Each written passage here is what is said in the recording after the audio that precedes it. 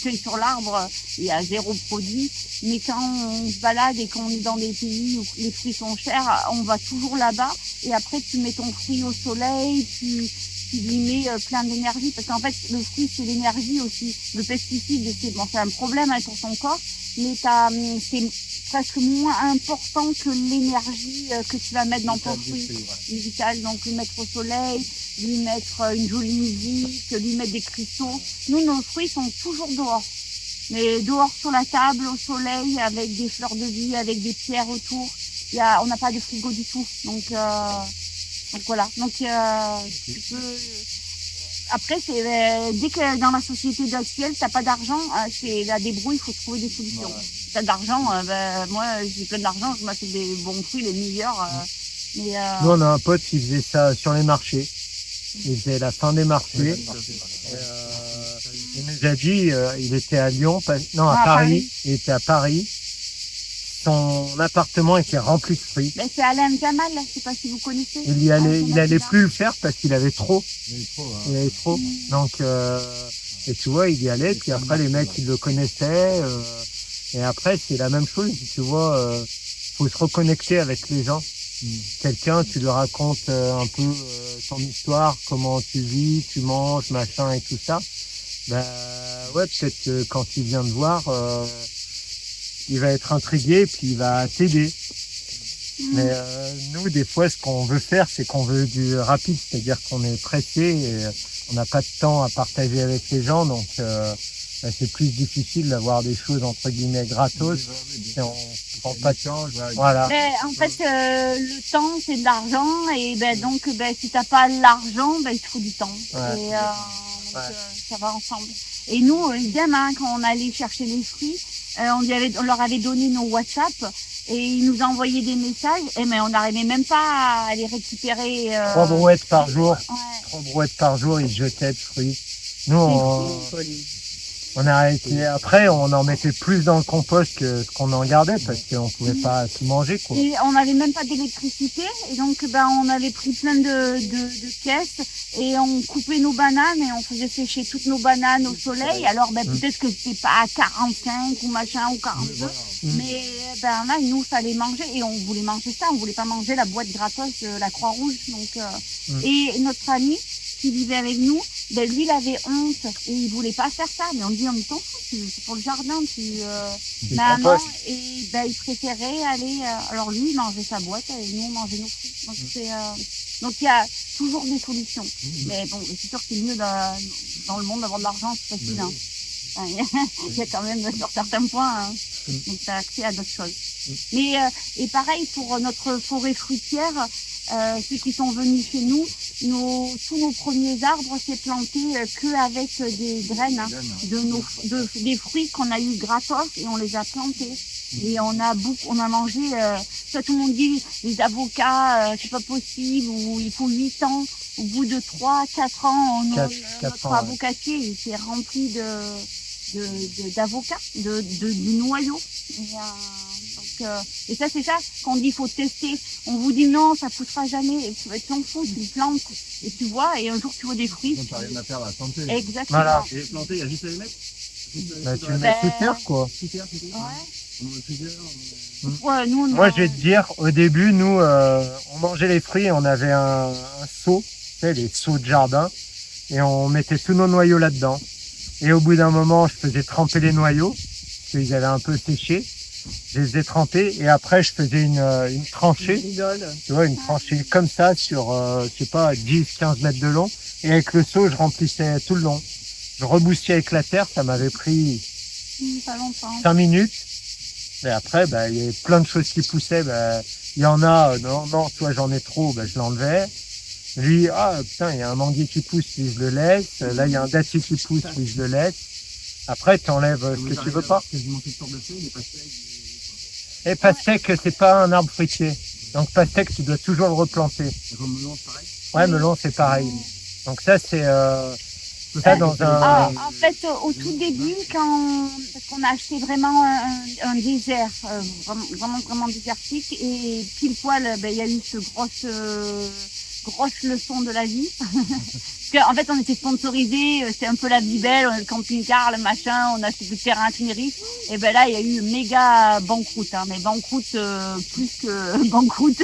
Et donc, ben, on n'avait même pas l'argent pour acheter de la terre ou faire que du terreau, rien. Et on faisait que avec du carton et du compost de ce qu'on récupérait. Et notre voisin, il avait des chevaux et on récupérait sa paille avec son crottin. Donc on a fait des choses comme ça. Et le truc le plus rapide pour pouvoir manger, vite fait, les arbres fruitiers, ça prend un peu de temps. C'était on plantait des melons, on plantait des physalis. Les physalis, ça part super vite. Les poires melons. Et les melons, les plantes comment? On met des grains? Ah, tu mets des graines. C'est pour ça que acheter une pastèque sans graines, ça c'est contre la vie. Ça, la pastèque, C'est tu peux la comme, manger avec une graine, tu peux la c'est replanter. comme un homme sans couilles. Ça sert à rien. Mais quand tu es vraiment dans la galère, tu comprends vite que tu manges ta pastèque, tu peux replanter. En plus, c'est pas que tu replantes une, c'est le nombre de replante 100. graines que tu as. Et Ah bah oui. c'est à la vie, hein. Bon, La nature, elle est belle. elle est prévue pour. Hein. Et comme ça, on est que- Ouais, y a pas de.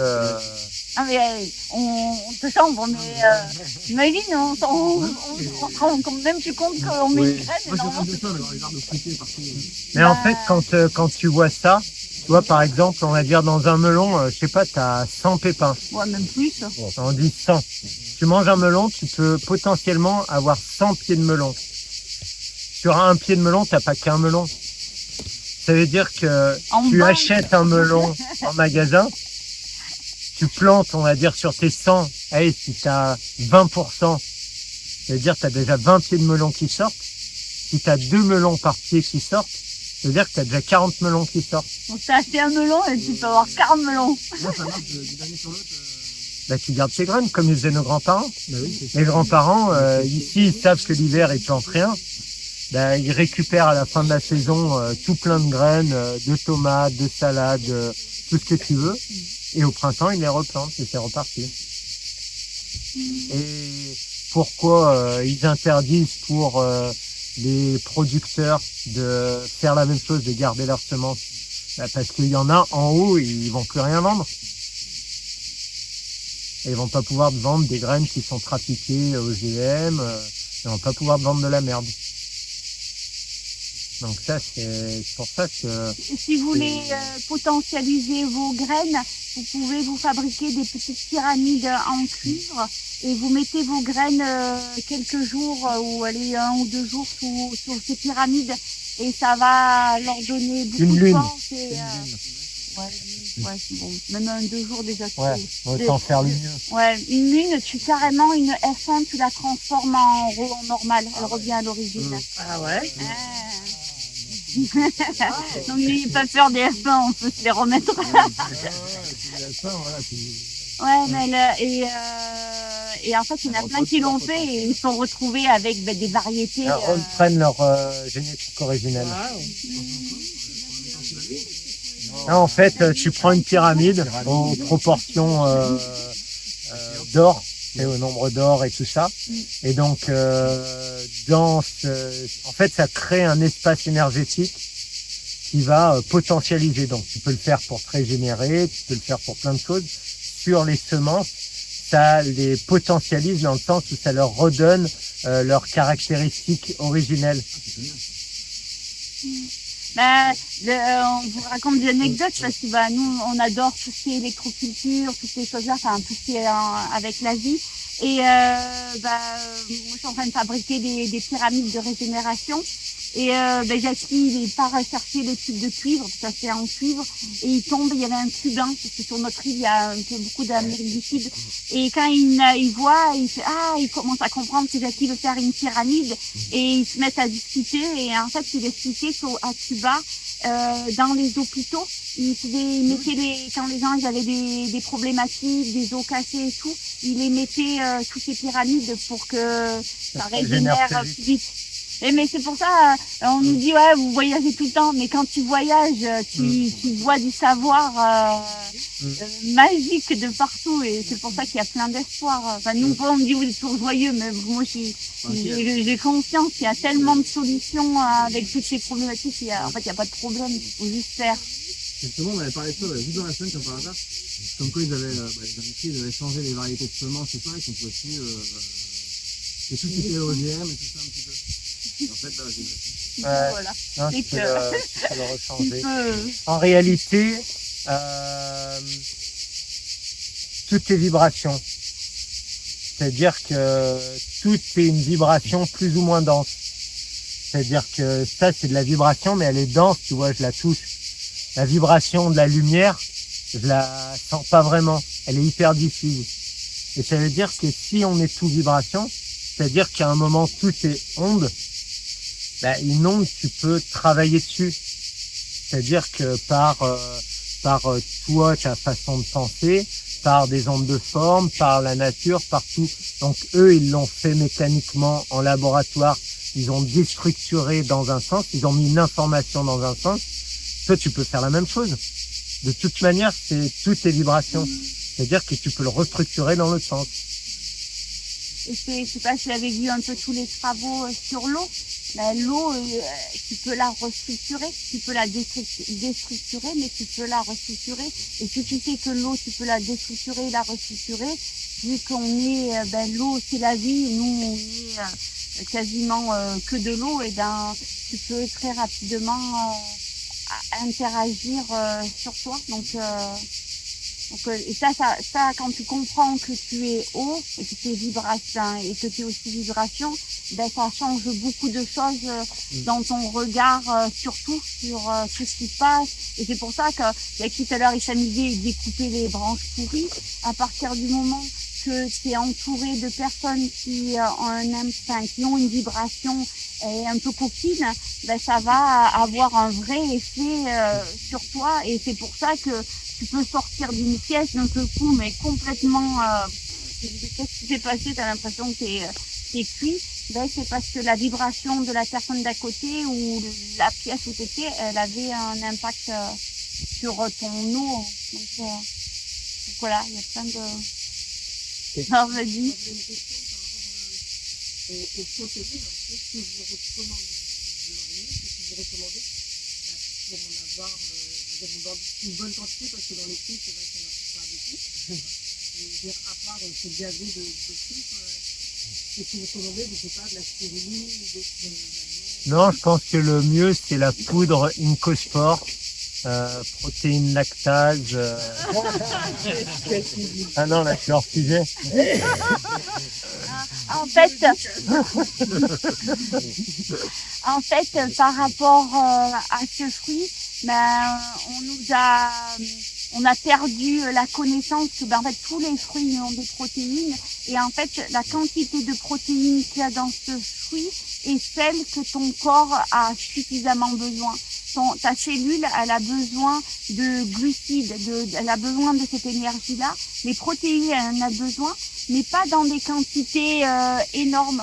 Et nous, toute notre carrière, on a calculé au maximum 0,5 g de protéines par kilo de poids. Donc tu vois, moi je fais 50 kilos, je me suis jamais pris 48. Bon, 48, bon, on s'en fout, 50, on va dire. Donc 25 grammes, tu vois, Jackie, il en fait combien? 92? C'est lourd, hein. Donc moi Jackie, je sais pas, il fait 65 ou 110. 110, ouais. 110. Et ben lui, c'est 35 grammes. Et alors au début, on était un peu stressés sur cette protéine parce que comme je disais, moi j'ai fait de la recherche en psychologie du sport et on n'allait pas trop dans le sens de ce que j'avais appris. Et aussi j'ai eu mon BTS diététique, donc là c'est pareil, c'était pas du tout dans les recommandations. Et donc on était un peu stressés, donc on a traqué tout le temps notre alimentation pendant au moins 2 ans. On rentrait tout dans l'application chronomètre et pour voir nos quantités de protéines. Et Et finalement, on tombait toujours sur ce qu'on avait estimé qui était amplement suffisant. Et c'est 0,50 grammes, c'est presque, tu peux être que à 0,37 grammes dans certaines recherches. Après, ils ont augmenté un peu parce qu'il y a tous ces lobbies, mais il y aura jamais la problématique de l'apport de tes protéines extérieures parce qu'en plus, t'en produis toi tout seul. Tous les jours, tu vas déstructurer des cellules et dans ces cellules, c'est plein de protéines, enfin plein d'acides aminés et ça, tu peux les réutiliser. Et même ton corps, il préfère réutiliser celles-là parce que lui, il les avait déjà mises de façon super optimale pour lui. Donc lui, ça lui fait moins de travail. Donc nous, au début, on était un peu stressés sur ces protéines et très rapidement, ça a été un sujet complètement oublié. Même si à un moment, on a eu un peu des doutes, parce que Jackie, sur les courses, il se tapait des crampes, des déchirures musculaires, mais je pense que vous pouvez même pas vous imaginer. On était là, tranquille, premier, à fond, et d'un seul coup, il hurlait, il tétanisait les cuisses et tout, et après il poussait du sang. Donc on se dit merde, et on dit c'est quoi? Alors bien sûr, ceux qui savaient qu'on mangeait comme ça, vos protéines. Et en fait, maintenant avec le recul et tout, c'était pas du tout la problématique des protéines, c'était les minéraux complètement déminéralisés. Surtout que nous, quand on courait en Chine, en fait, ils nous donnaient de l'eau, on n'avait pas fait attention. Leur eau là-bas, c'est de l'eau distillée, leur eau potable. Et en course, tous, on s'est tapé des crampes dans les visages et tout. Alors, il faisait super chaud. Donc, on se disait, bon, voilà. Donc, tout le monde rajoutait ses poudres pour les électrolytes ou quoi. Donc, Jackie, il était ultra déminéralisé. Et donc, cette conséquence du pipi plein de sang et c'était pas les protéines. Et après, on a réglé ce problématique de minéralisation. Il n'y a plus du tout eu ces effets-là. Et comment vous l'avez réglé? En minéralisant jus et eau de mer. Nous, l'eau de mer, ça a été notre souvent la sauveur, question de manger beaucoup de fruits et pas beaucoup de légumes. Je sais pas quelle proportion vous avez dans votre alimentation, c'est 0 légumes ou pas, ou 0 jus de légumes, voilà. On en mange un peu. Voilà, bon aussi, j'expérimente ce qu'on dit, parce qu'on dit voilà, 0 légumes, enfin peu de légumes, c'est pas suffisamment minéralisant. Et que les fruits, ça apporte pas assez de minéraux. C'est quoi votre point de vue là-dessus? En fait, ce point de vue, il est réel quand tu n'es pas encore dans un processus de régénération et que en fait, on est tous ultra déminéralisés. Et la problématique quand tu vas amener beaucoup de fruits dans ton alimentation, c'est ce qu'on a dit tout à l'heure, ça amène beaucoup d'énergie. Et ton énergie, soit elle va être utilisée pour faire beaucoup plus de choses, soit elle va être utilisée pour te nettoyer. Et plus tu vas te nettoyer, plus tu vas sortir de déchets, plus tu vas utiliser des minéraux. Donc en fait, au début, dans cette grande transition, tu te ronges de l'intérieur. Et nous, moi j'étais ultra acide. Donc la déminéralisation, c'est la conséquence de la détoxination quelque part. Non. On est déjà déminéralisé. C'est le stress. Tous les stress, mais pas que le stress psychologique, le stress de pas vivre dans ton environnement. Le stress des produits chimiques, de pas dormir assez, de trop travailler, de tout ce qui est pas physiologique. Et tu vois, si tu regardes l'ossature, par exemple, tu prends l'os de Lucie, sa densité osseuse et notre densité osseuse d'aujourd'hui de l'humain, c'est deux mondes.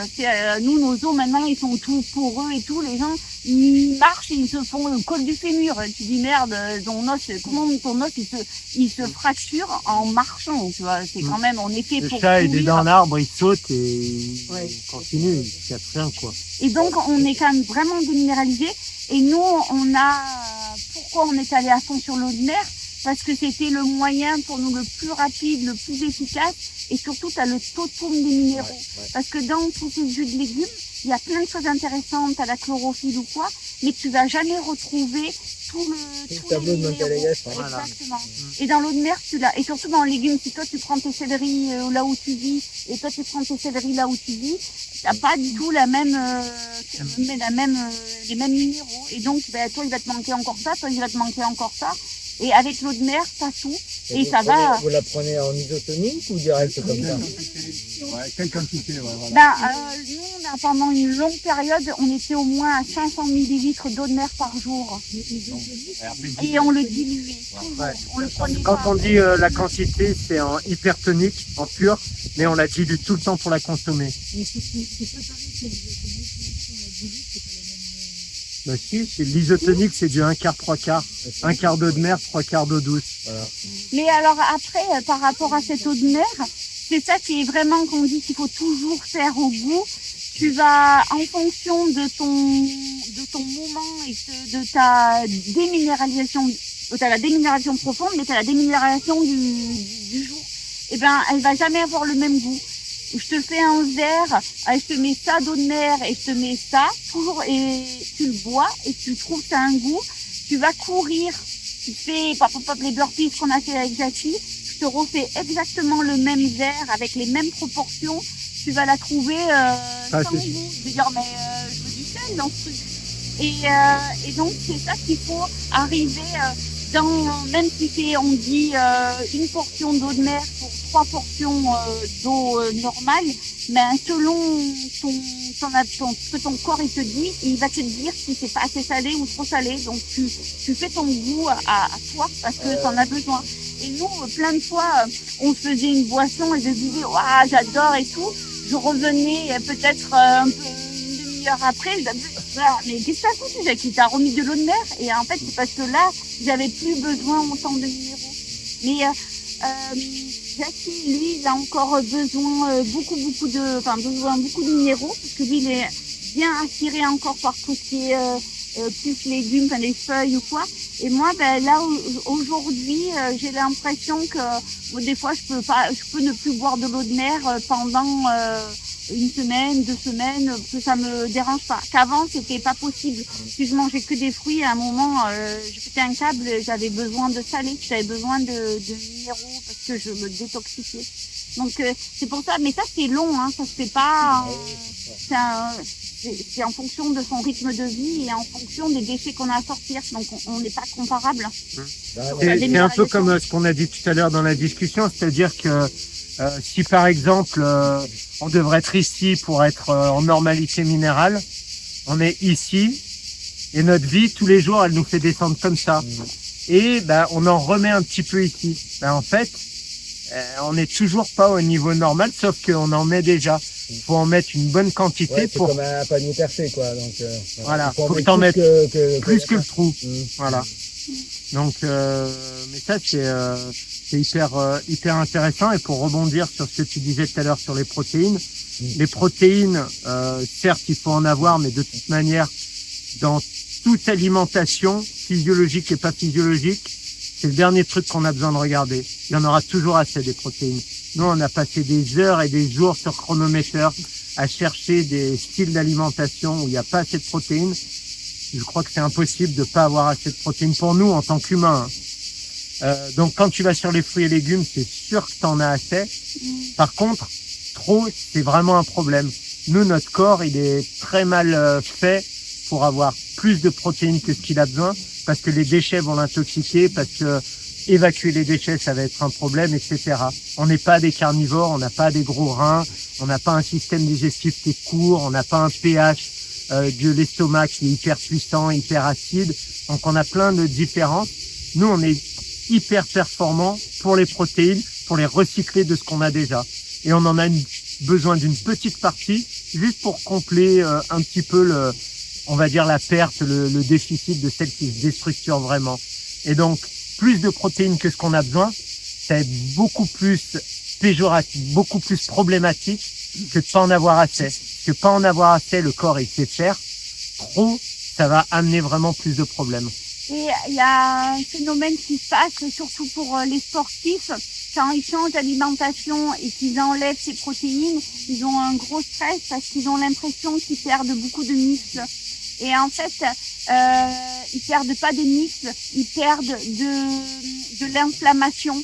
Et parce que trop de protéines ou d'avoir une alimentation plus protéinique, c'est plus acide.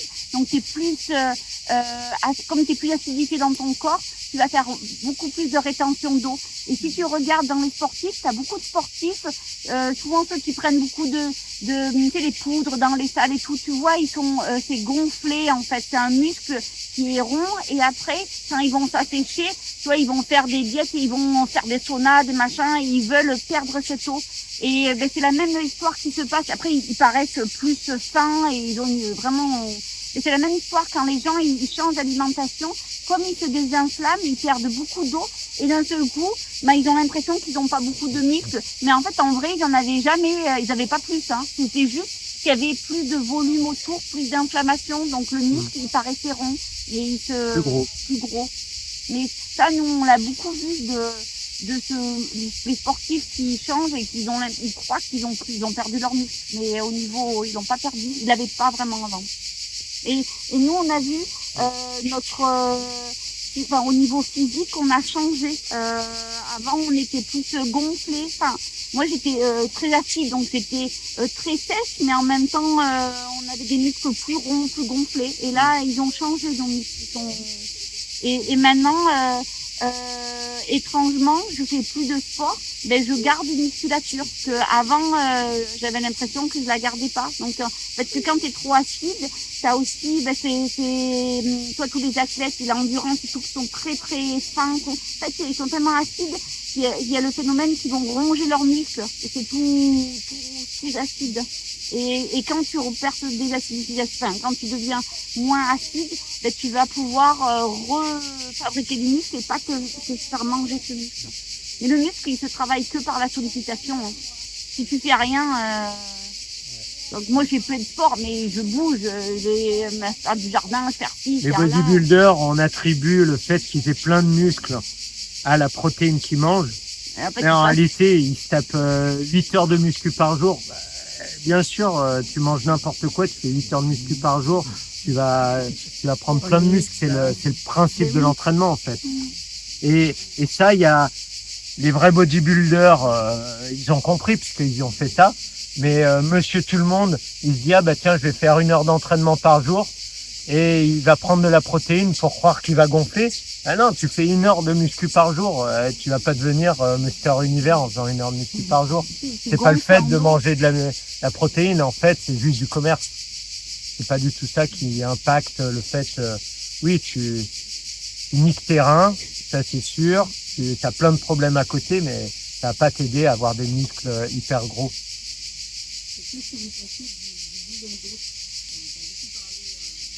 Ouais, moi ça, le bouillon d'os. Ouais, moi ça me parle pas trop en fait. Bouillon d'os, ils prennent ça aussi pour le côté minéral. Et le collagène. Ouais, le collagène aussi. Mais en réalité, les minéraux, quand tu les as bouillis, ils perdent leur charge électromagnétique et donc quand ils arrivent dans ton corps, il doit puiser dans ses réserves énergétiques pour les re-ioniser et pour pouvoir les utiliser. Si tu vas sur des jus de légumes ou de l'eau de mer, tu gardes plus d'énergie pour toi, tu te minéralises plus facilement et tu as une variété minérale qui est beaucoup plus grande. Ah. Ouais, pour le collagène, ouais. Ouais, mais en réalité, c'est de l'argile, ça va bien aussi pour ta porosité. Ouais, le collagène, en réalité, on ne doit pas l'avoir par notre alimentation, on doit le fabriquer nous-mêmes. C'est-à-dire par une alimentation et un corps qui fonctionne correctement, tu vas avoir ton collagène qui va être tu vas avoir ta peau qui va être bien élastique, tu vas avoir, en fait, c'est comme la B12. La B12, on dit, si t'as pas assez de B12, mange-la. Non, la B12, c'est ton biote d'entre ton côlon et ton intestin grêle. C'est ce biote-là qui va créer la B12 et tu la réabsorbes. Si tu la manges par l'extérieur, c'est qu'il y a quelque chose qui fonctionne mal. Donc, certes, t'en absorbes, je sais plus, quelques pourcents. Je crois que c'est 2-3%. Parce que le reste, c'est tout cramé dans l'estomac. Et c'est pour ça que les cachetons de B12, ils sont hyper dosés. Ils sont 1000 fois plus dosés que ce qu'on a besoin parce que il y en a une grande partie qui passe pas l'estomac. Mais en réalité, le collagène, c'est la même chose sur ces choses-là. C'est nous qui devons le fabriquer à l'intérieur. Donc, faut qu'on mette notre corps dans une situation où il a l'alimentation physiologique avec tout ce qu'il a besoin au niveau macronutriments et micronutritionnel pour qu'il puisse construire tout ce qu'il a besoin. Ça, ils le donnent pour les dévitaliser. C'est une béquille momentanée, ils n'ont pas ce qu'il faut pour la construire. Oui, ça c'est des cas particuliers, je vois bien. C'est plus médical. Et quelle quantité de fruits vous mangez par jour pour cumuler suffisamment de...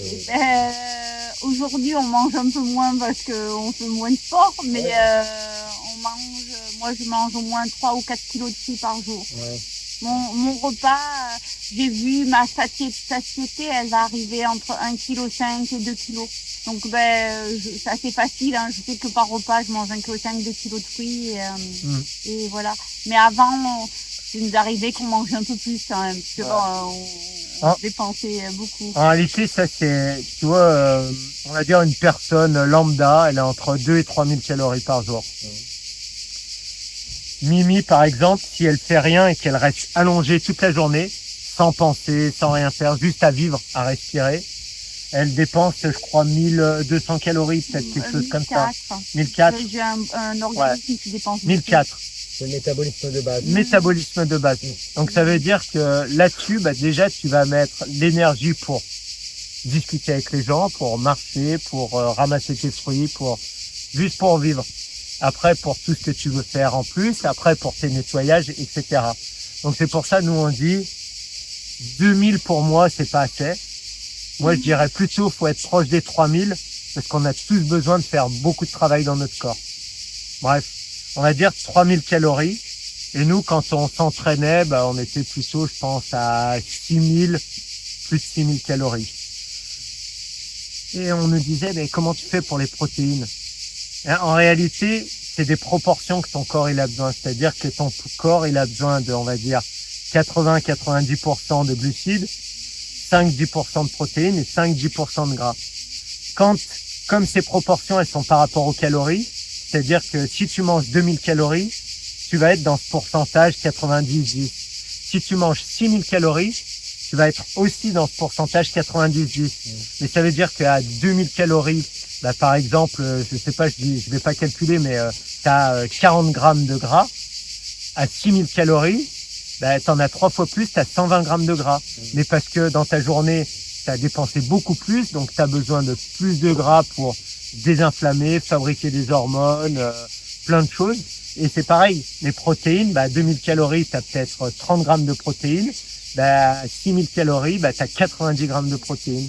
Et c'est normal, tu as travaillé plus, ton corps a besoin de plus, il te dit j'ai besoin de plus, mais il a besoin de plus de tout en fait.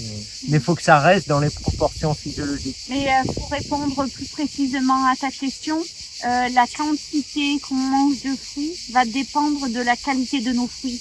Et ça c'est énorme la différence. C'est la deuxième question, ça. Ouais, tiens, je l'ai anticipé. Et quand je suis pas à ma maison où je mange pas mes fruits, je mange des quantités énormes parce que je mange, j'ai l'impression que c'est vide. Ouais. Quand je suis dans mon jardin, je mange 3 dragon fruit, ça ne peut plus, alors que c'est 3 dragon fruit. Et qu'en temps normal... comme ça. mais ça, c'est pour ça, donc il y a ce côté calorique. La densité nutritionnelle. Voilà.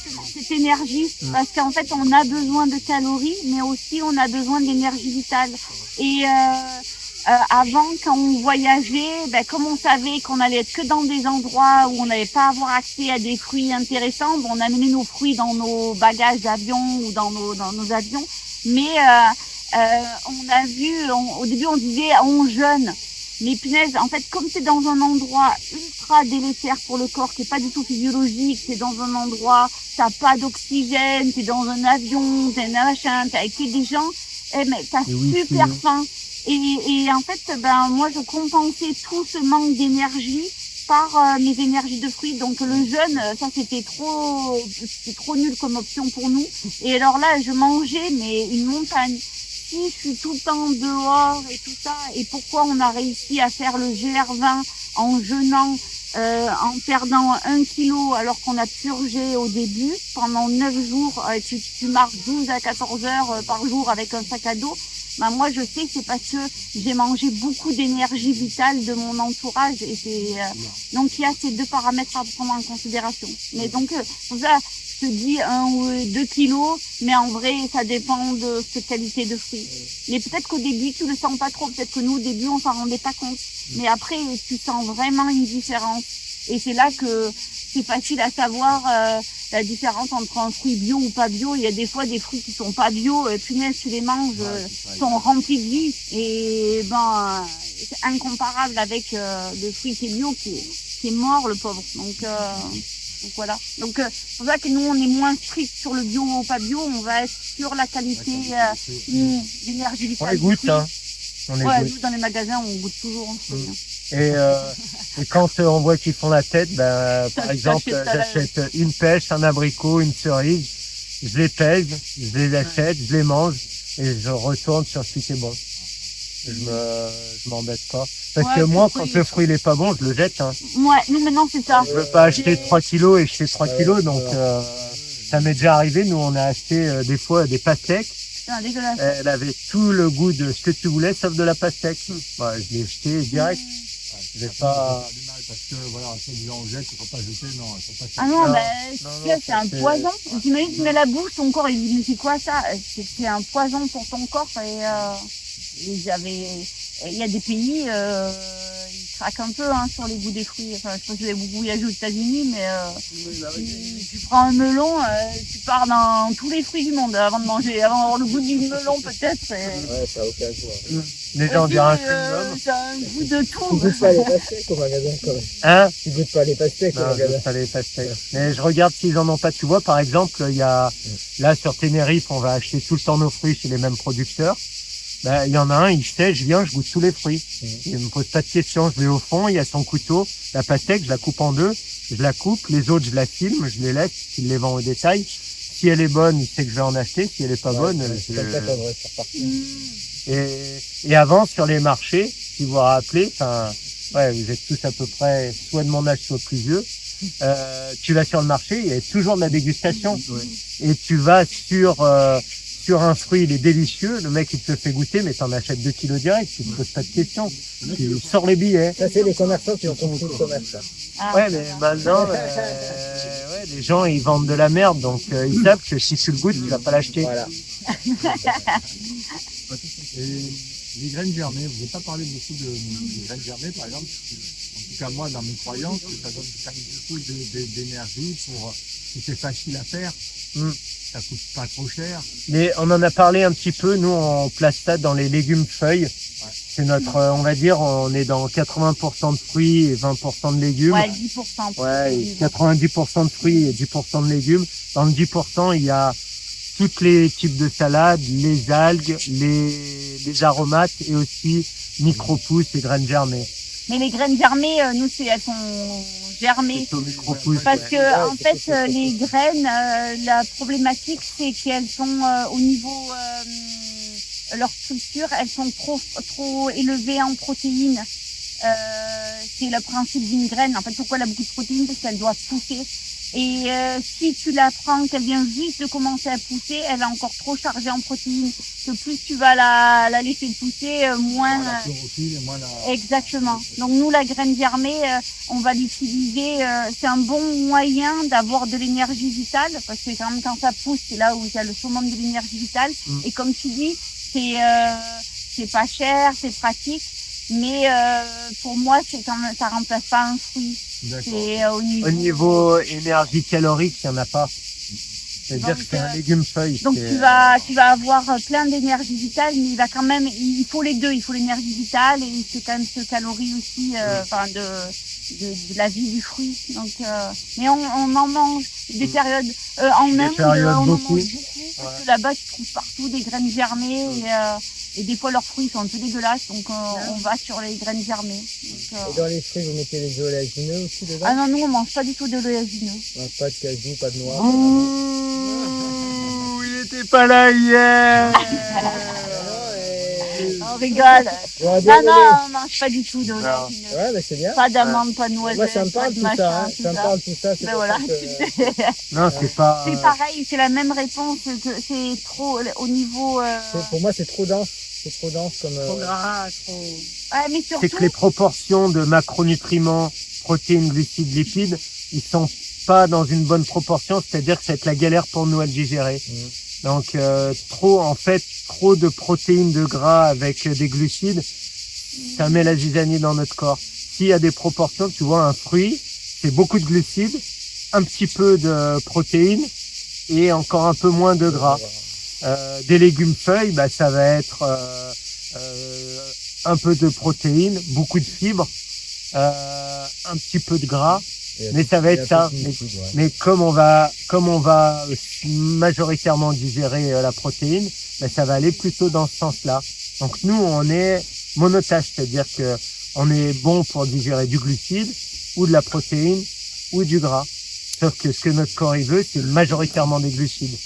Et après, par expérience, T'en manges très peu, quoi. T'en manges quelques-unes comme ça, t'as mais... dit quoi? Désolé, Azineuse. T'en manges On quelques-unes. en mange pas, pour de vrai. Ouais.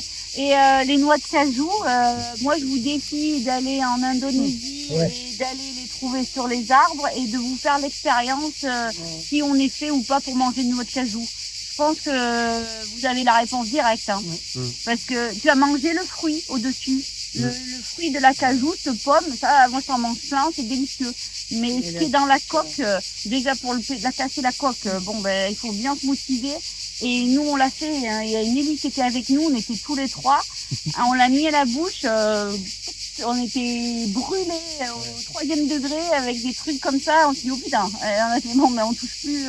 Donc tu vois, il a vraiment été sorti du contexte, c'était dans la nature. Une amande, je suis d'accord, tu la casses, tu peux le mettre à la bouche et ça va. Et la noix de cajou, c'est le pire, ça c'est sûr qu'il se mange pas. Manger naturellement le fruit, il n'est pas bon, quoi. Tu peux pas le manger. Tu peux pas vraiment le manger. Il te brûle. Naturel. Et puis si tu vas l'ouvrir avec une pierre, tu vas l'écraser. Ouais, même à une pierre, on n'a pas réussi. C'est compliqué. Tu vois, ça va être. C'est vraiment des trucs. C'est comme les noix de macadamia, c'est hyper dur à casser. C'est hyper. Mais par rapport là à la demande des graines de tournesol, en fait, toutes les graines, c'est pour nous ce qu'on a vu et qu'on a senti sur notre corps, c'est problématique de digestion. Parce qu'en fait, on est vraiment spécialisé dans la digestion et toutes les graines, elles ont à peu près les mêmes proportions. Et tous les, comment on appelle ça, les pochis, les légumineuses, c'est pareil. Donc ça, nous, on va le manger vraiment germé, mais très haut, mais on va pas les manger en... Mais tous les suivis qu'on a fait pour des athlètes, on va dire véganes ou végétariens, généralement ils passent tout le temps sur des oléagineux. Ou des légumineuses. Et tous ceux, ils ont tendinite. T'es végétarien, vegan, ouais. Bon bah arrête les amandes et tout ça. Ah comment tu sais que j'en mange? Non mais je sais pas, je te dis ça comme ça, mais ils en mangent tous. Ils en mangent une quantité, tu vois, une main remplie, c'est le minimum. Et ils mangent ça tous les jours parce qu'ils ont le truc qu'il faut qu'ils apportent des protéines, ils ont le truc qu'il faut qu'ils apportent des bonnes graisses, etc.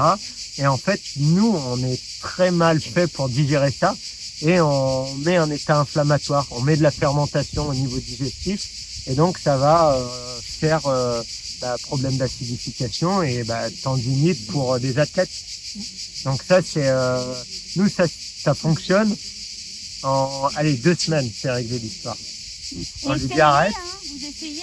Vous faites une expérience sur vous-même, vous enlevez, vous voyez comment il réagit votre corps. Parce qu'en fait, c'est ça qu'on vous dit, c'est faut. Nous, on vous dit des choses, mais essayez. Clairement, les oléagineux, c'est difficile à digérer, quoi. C'est compliqué à digérer, quoi. Moi, j'en mange quasiment plus. Alors, c'est pour ça que je me posais la question, quoi. Et juste après, on répond à ta question.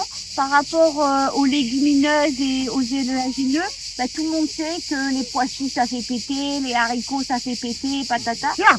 Et en fait tout simplement c'est le même principe qu'on vous expliquait, c'est par rapport à ces enzymes de digestion. Il y a un conflit d'enzymes de digestion qui font qu'il y en a une qui est inhibée. Et en général, c'est celle de la phthaline qui va être inhibée parce que le pH il va être trop acide. Et à partir du moment qu'un glucide il est dans son corps et qu'il est à 38 degrés, ça fermente et boum, ça pète. Hein. Donc c'est juste logique.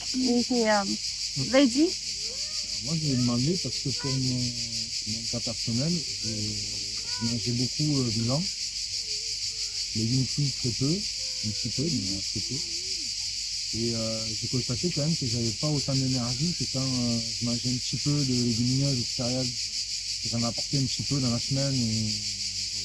Et des œufs. Voilà, donc, c'est quoi? C'est une déminéralisation? C'est pourquoi? Parce que vous, je vois, vous êtes plein d'énergie avec des fruits.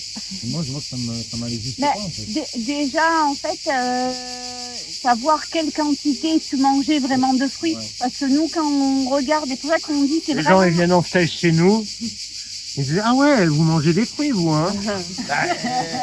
Tu mangeais avant 3000 calories en mangeant des pâtes, du pain, du steak et du fromage. Moi, je mange 3000 calories et c'est des fruits. Bah, Alors, 3000 ça calories, fait c'est des fruits. En une plus, montagne. il y a 80%, c'est de l'eau. Donc 80%, c'est de l'eau. Ouais, c'est pas Donc mal ça fait côté. du volume énorme. Ouais, faut en manger une grosse quantité. Donc les gens, ils disent, oh, mais moi, tu sais, je mange des bananes, hein. Je fais comme Jackie. T'en manges combien? Bah, moi, j'en mange 4 par jour. Bah, ouais, moi, j'en mange 40 par jour. Donc, Ouais, en fait, j'abuse, hein, tu vois, ouais, c'est pour mais faire par un rapport dessin. à ta question, déjà, c'est pour ça que nous, on utilise beaucoup cette application chronométeur pour comparer. En fait, il faut toujours comparer, c'est comparable.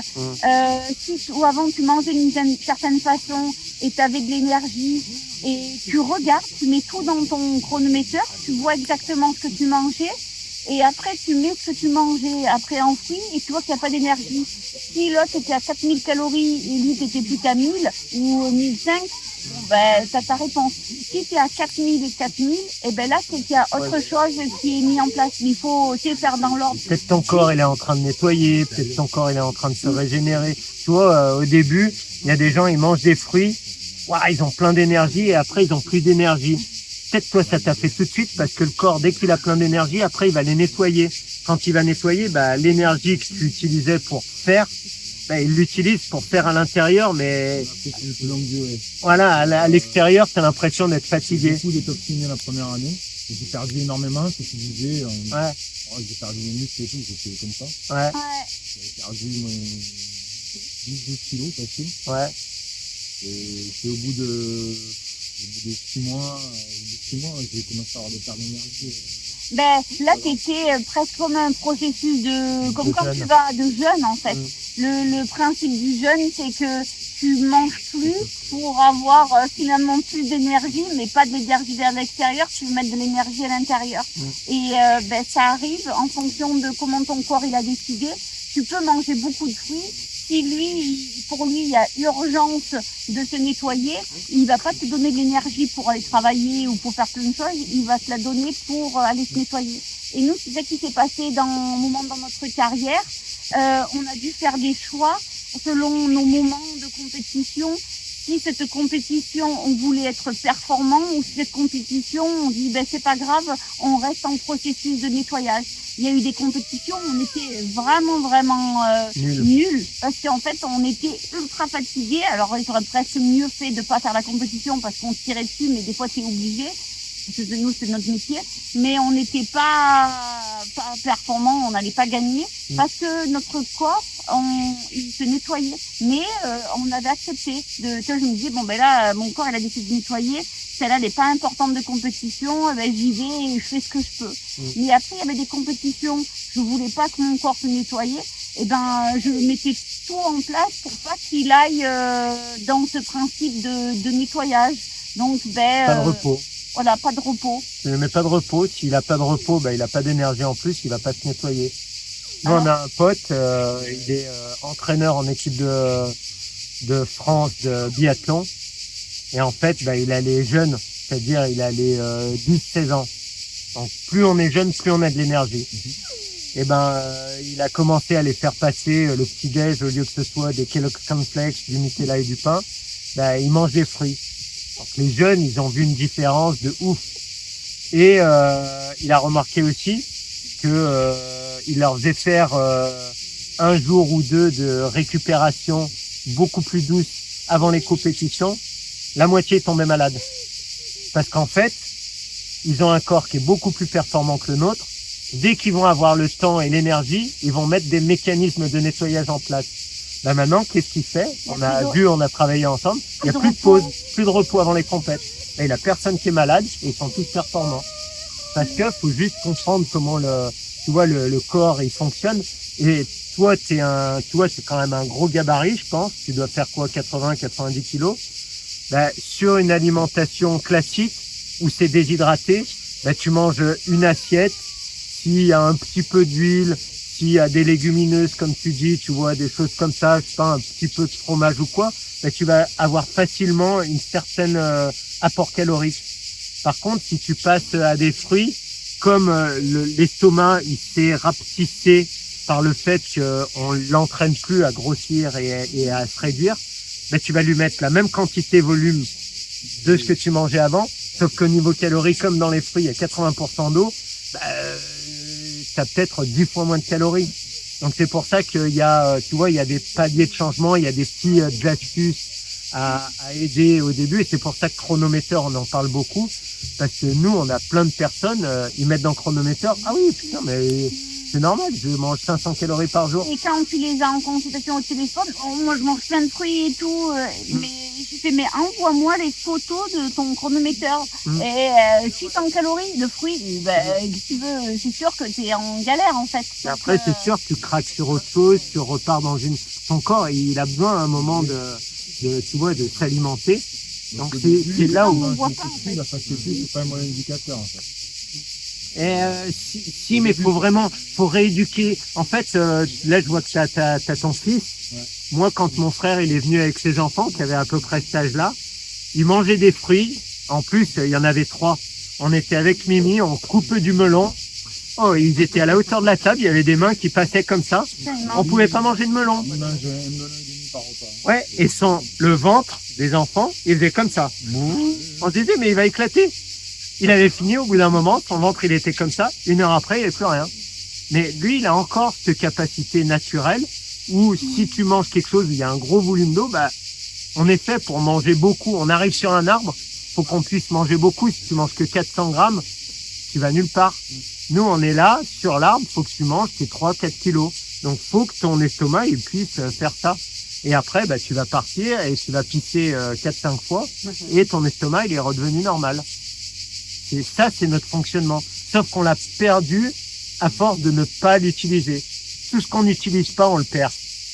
Sur tous les plans. Tu respires plus par le nez. Bah, ton nez, il va se rétrécir, il va s'amenuiser. Tes sinus, ils vont devenir, ils vont se coller, etc. Hein? Donc, donc Voilà. toi, par rapport à toi, tu regardes. Après, si c'est pas ça, c'est sûr que c'est la détox et c'est sûr la minéralisation. Parce que minéraliser, et pour nous, si tu vas dans les fruits, tu minéralises pas, c'est un peu tu vas un peu au casse-pipe, hein, vraiment. Première chose qu'on dit à tout le monde, reste pas sur les fruits, commence par la minéralisation. Change rien dans ta vie, mets de l'eau de mer et des jus de légumes. Et tu vois, nous, sur nos stages, là, il y a Mimi qui est là. On sait que les personnes, elles peuvent rester toute la semaine parce qu'elles mangent que des fruits, parce que on met à bloc d'eau de mer. On mettrait pas d'eau de mer au bout du 2e jour, même le premier soir. On Partirait tous au McDo. moi, je veux mon lacto fermenté, je veux ci, je veux ça. Ils pourraient pas rester sur les fruits. Et pourquoi? Et on sait que selon, parce que des personnes, des fois, elles arrivent, elles font des vrais grands écarts faciales, ils n'ont jamais mangé de fruits. On sait que eux, il faut encore plus les soutenir en minéralisant et donc on va mettre encore plus de jus avec de l'eau de mer et tout pour qu'ils puissent rester sur le fruit et qu'ils aient envie de manger des fruits. Sinon, t'as plus envie du tout. Ton corps, il veut pas parce que tu débalances trop. Lui, il a tellement besoin de minéraux et comme tu lui apportes des fruits, il en a encore plus besoin. Tu lui donnes de la came pour se nettoyer. Lui, il est hyper content. Sauf qu'il lui faut aussi des minéraux pour pouvoir réparer tout ce qu'il y a à réparer.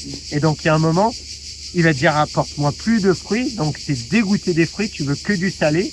Et si t'as pas compris que le salé c'est des minéraux, il veut que tu ailles sur les jus de légumes ou l'eau de mer, tu vas dans les chips, tu vas dans les cacahuètes, tu vas dans le fromage, tu vas tout ce que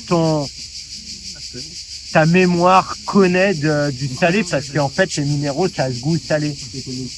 Et par rapport à ça, Si tu craques sur du salé, tu sais, waouh, bim. nous en tant qu'athlètes, quand on arrivait des courses, si on n'avait pas anticipé tout ce côté-là de reminéralisation, eh ben, tu voyais les chips, tu voyais les cacahuètes, mais c'était Moi, fou, j'y allais direct, hein. Après la course, si j'ai pas mon eau de mer, mes jus, parce qu'on poussait, hein, sur la machine, tu vois, c'était des températures hyper chaudes, en Chine, chaud, humide, pendant 8 heures, t'es au taquet, t'as transpiré de fou, t'as perdu plein de minéraux. À l'arrivée, il faut que t'aies quand même quelque chose, ton corps, faut qu'il se recharge. S'il y avait pas un jus ou de l'eau de mer, j'allais droit dans le magasin, mon corps, il voulait du salé, j'achetais des chips, des cacahuètes, peu importe, j'envoyais du salé. Je buvais mon eau de mer avec de l'eau et du citron ou juste l'eau de mer et de l'eau. Bon, pour les chips, mes potes, ils en mangeaient plein, ça me donnait pas envie. J'en avais plus besoin parce que je l'avais donné ce qu'ils voulaient vraiment. Apéro eau de mer. Mais oui, mais vraiment, c'est à chaque fois que vous avez trop envie de chips ou de cacahuètes, vous mettez cette routine, je me bois un jus de légumes avec de l'eau de mer. Vous buvez Ou ça. que de l'eau de mer avec de l'eau. Ouais, ou avec, Si vous voulez faire rapide. Et si vous buvez ça et vous regardez, si vous avez encore envie des cacahuètes, eh ben vous allez sur les cacahuètes. Mais je peux vous presque vous dire, ouais, vous en mangerez moins, mais presque à 90%, les cacahuètes, bon, peut-être que vous irez sur les tomates. Par mémoire, t'en mangeras une, mais tu seras pas, tu vois, Et attiré. testez-le. Ça c'est nous, on le sait, hein. Et quand on se balade et tout, et qu'on va chez les gens et qu'ils savent qu'on mange que des fruits, si on sait qu'on va pas avoir un moment des minéraux parce que les gens ils pensent pas à ça.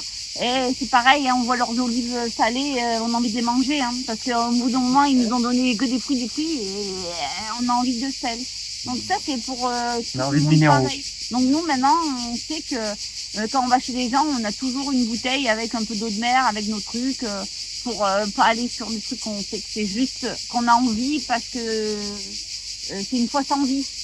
Donc, mais amusez-vous à faire, par expérience. Oui, c'est bien de faire des expériences.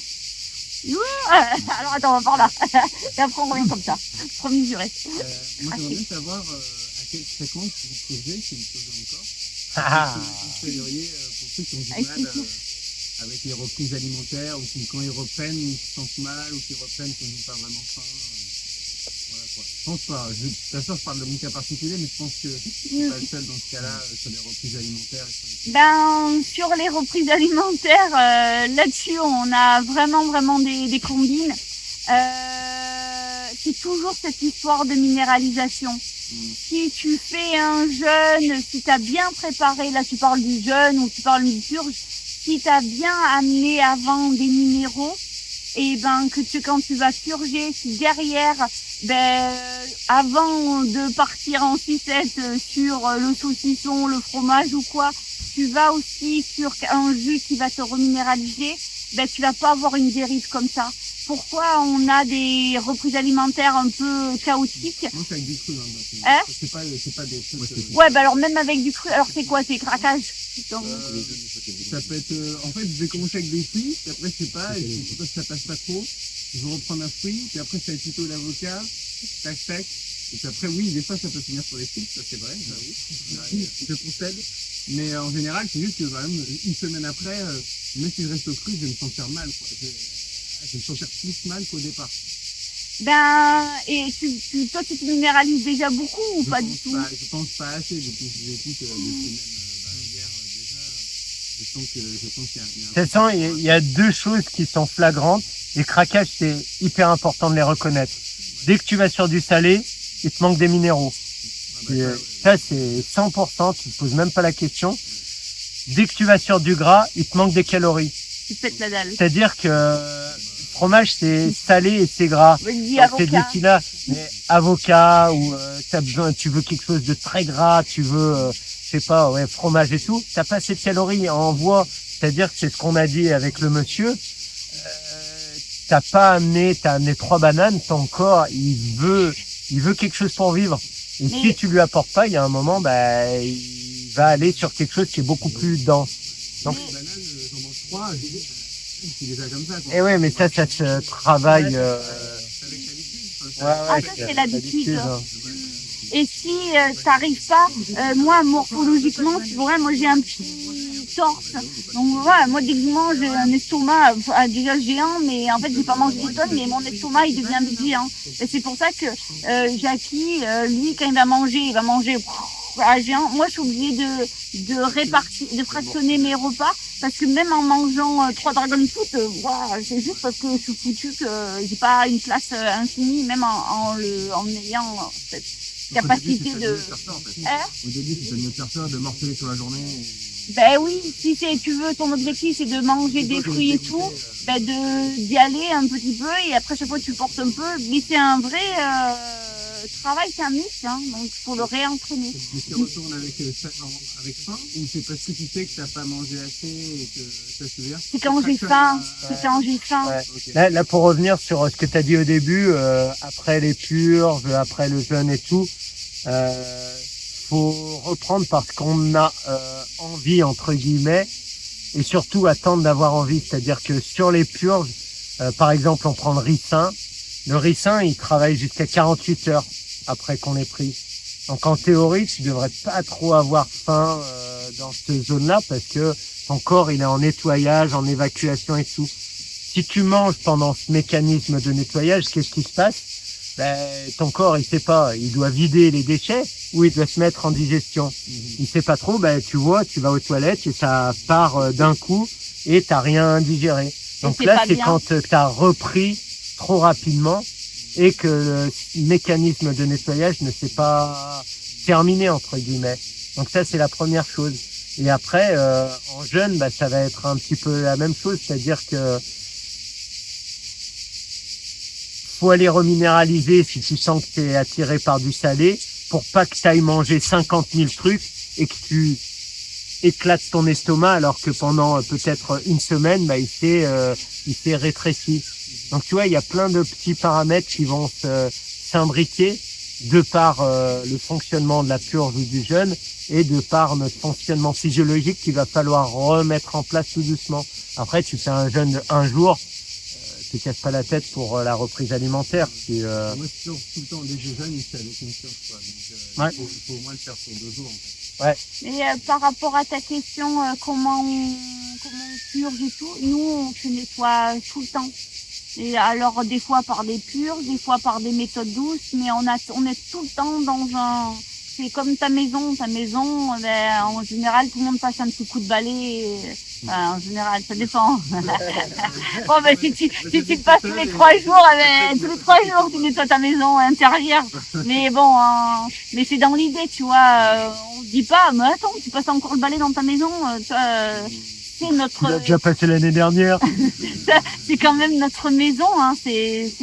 Donc nous, on se nettoie vraiment régulièrement. Et soit un peu l'argile, soit avec du psyllium, soit avec de la zéolite, soit avec des purs, soit avec des plantes. On a plein de méthodes. On aime bien les lavements. Il y a plein de trucs qui se rajoutent dans le nettoyage. Et ouais, térébenthine. Et par exemple, dans les purges, il y a des fois, ben on purge tous les jours. Et des fois, on purge pas pendant longtemps. Et tu vois, on l'a expliqué. Moi, il y a une période, j'avais un peu la flemme de m'entraîner. J'avais envie de faire des expériences sur mon corps. Et donc, ben, j'ai changé mon entraînement de l'entraînement par...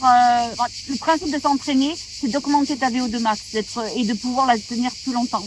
Et ben, ta VO2 max, c'est ton volume d'oxygène dans tes poumons et tout ça. Et ben, comment je suis partie du principe de moins m'entraîner et d'aller plus nettoyer.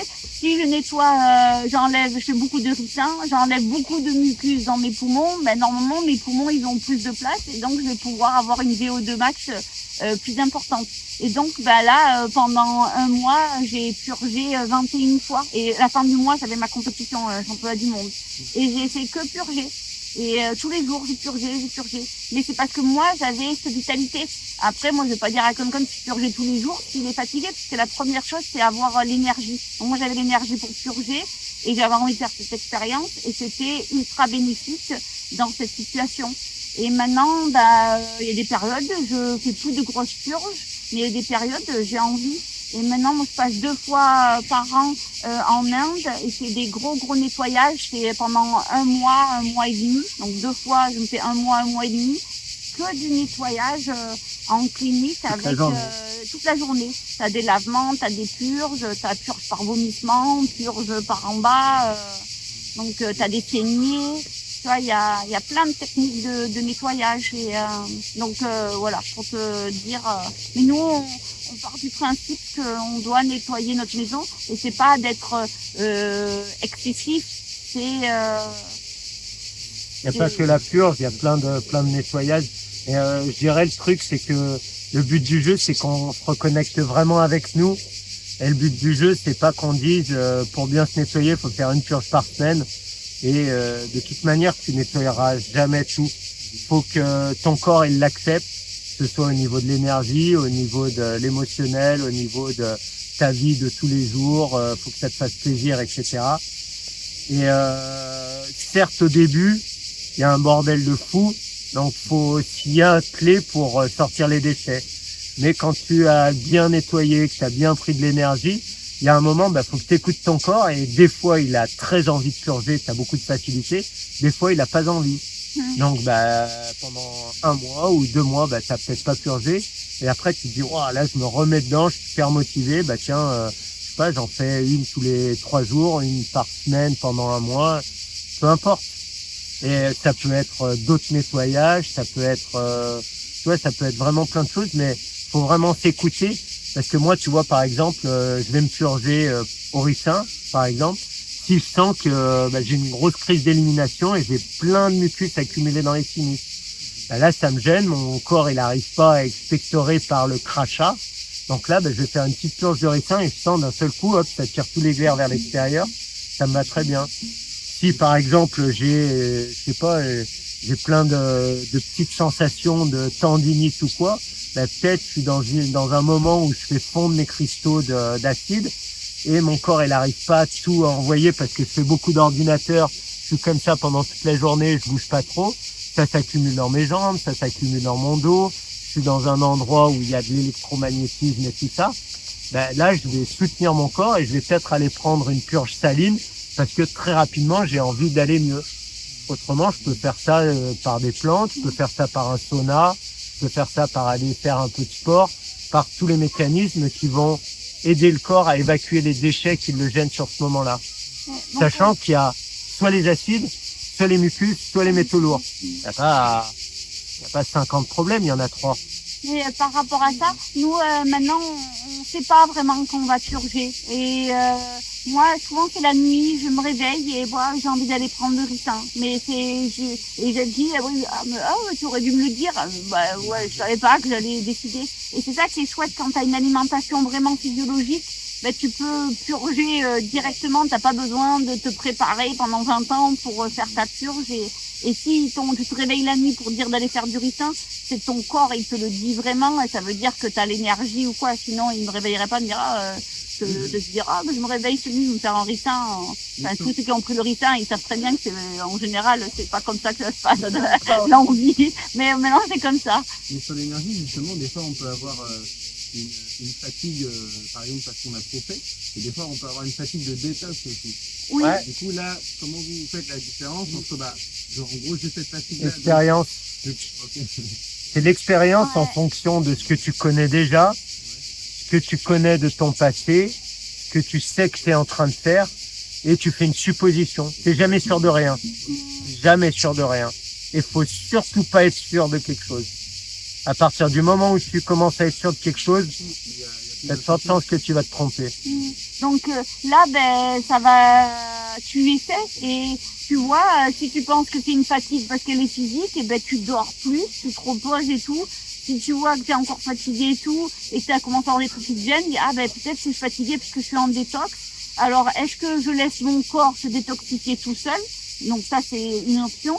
Ou tu dis, là, ça commence à me gêner, parce que des fois, ça gêne ce détox. Est-ce que je vais aider mon corps à se détoxifier?